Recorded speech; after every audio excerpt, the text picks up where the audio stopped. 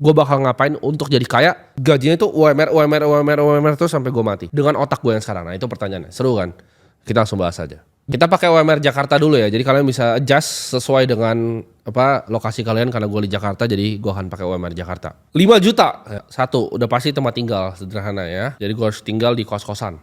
Kos-kosan gue udah cari, jadi ini gue riset, ini actually gue riset, jadi gue gak sembarang keluarin angkanya dari mulut gue. Kos-kosan itu yang masih layak menurut gue untuk gue tinggal tuh 1,5 juta ya per bulan. Itu masih oke lah, 3x3 ada ranjangnya, gue bisa ada laptop sih. Pasti kos-kosannya 1,5 juta, itu gue mentok gitu.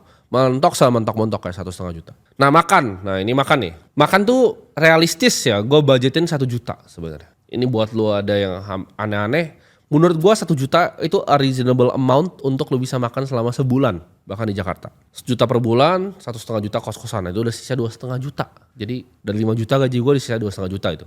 Udah pasti gua butuh transport ya. Transport ini ya gua budgetin 500 ribu. Menurut gua make sense ya. Ini bukan gua naik Silverbird ya gitu ya. Itu langsung habis kali 500 ribu.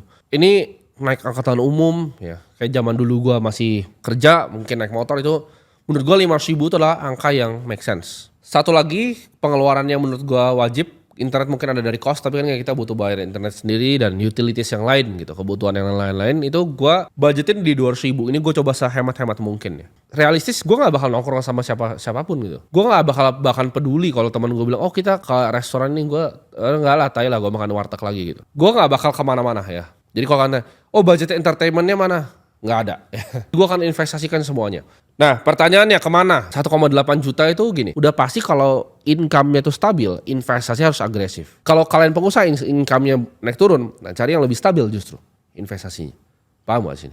Kalau pendapatannya stabil, serangnya di investasi.